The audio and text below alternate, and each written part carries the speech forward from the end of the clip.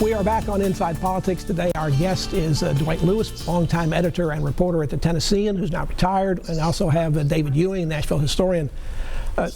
David, we've talked a lot about what's been going on in the past with the civil rights movements in Nashville, but late in the week we had a march, I think on Thursday afternoon, Thursday night, where over 10,000 people came out and marched peacefully throughout the city protesting police violence and other issues. Not a problem at all, and it was organized by 4 teenage girls. That's a pretty remarkable situation. Are we seeing a new generation of leadership growing up in Nashville on this issue?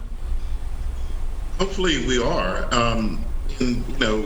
I always have respect for young people marching and starting out. I remember asking Diane Nash how she got 4,000 people to the courthouse. She didn't have cell phones and Facebook and Twitter. We were just in constant contact with students about movements and marches, and they were meeting every day. But these students have a lot more power to organize and mobilize and videotape and document than the students did in the 60s. Dwight, we've also seen this week during marches here in Nashville that on Monday there was a request by the protesters for the state troopers to lower their shields. They did. We've also seen a policeman here in Nashville who took time to pray with one of the protesters. And we also saw an awful lot more white people involved in these marches than perhaps we did in the past. Are these hopeful signs to you? They're very hopeful signs, and I hope we continue that. We have to talk to one another. We have to all of us, everything, all of us, it's not, nobody is an island. We need everybody to take part, and the more the better. Dwight, I also want to ask you to tell us a little bit about an op-ed piece that you've written about your former boss and longtime mentor, John Sigenthaler, a friend of both David and I's.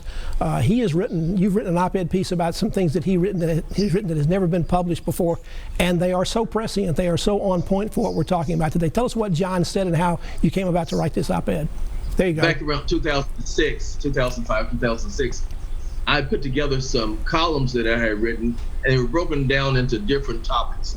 Race and violence, and some other topics. But I asked John to write the introduction. And what he did, he took the columns I had written and looked at those and wrote his introduction from it. And he starts off, one of the things I write about, I would get criticized a lot, was by some people on the outside, was that they said, you write about race too much. You write about race too much. But John started his piece off, his introduction, more than a century ago. W.B. Du Bois predicted that the problem of the 20th century is the problem of the color line. And he went on to say that was in the 1930s, when it came about.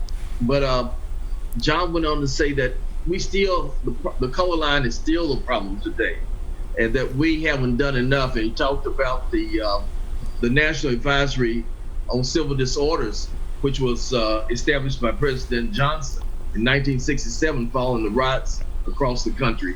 And the Kerner Commission came out. It was later named the Kerner Commission after its chairman, Otto Kerner, who was the governor of Illinois.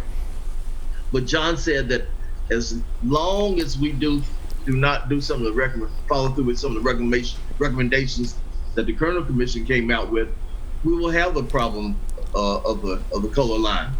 And he gave me this in 2006. I have not published the book that I wanted to publish. I still have his piece, that one from Will Campbell, Mary Frances Berry, and I just decided, with what's going on now, there's no better time than to print some of what John said. Dwight, especially what he said. Dwight, it's an excellent op-ed. I look forward to also seeing the book. David, I guess the question I want to ask you is, 5 years from now, 10 years from now, will we look back on this and seeing this as a turning point, or will this wind up being just the issue of the month or the issue of a half a year? Are we going to actually see some change? No, I think this is different than any other thing in recent history, that people's minds have changed, corporations' attitudes have changed. People are just not going to tolerate what they used to, or they're seeing things in a different way. Facing, once again, the teenagers that organized the Thursday March. John Lewis cut his teeth on organizing here in Nashville, and so did John Lewis. Diane Nash and John Lewis, and now he's in Congress and nationally known. I expect some of these same people that marched and protested will become leaders in politics, in religion, in social justice because of what happened this past week. Dwight, we're about down to our last 2 minutes, but several major issues still ahead just in Nashville. We've got a Metro police officer about to stand trial for murder of a black man, first time that's ever happened in the history of the city. We've also got continued problems between the Community Oversight Board and the police department over investigating allegations of police misconduct. We had a public hearing in the Metro Council this week for the budget where we had an overwhelming number of people who showed up to testify, who said we needed to cut the amount of money that's going to the police, going to the sheriff, going to the criminal justice system. There's a lot of issues still to be sorted out here in Nashville, aren't there? There are, and we have to talk about them.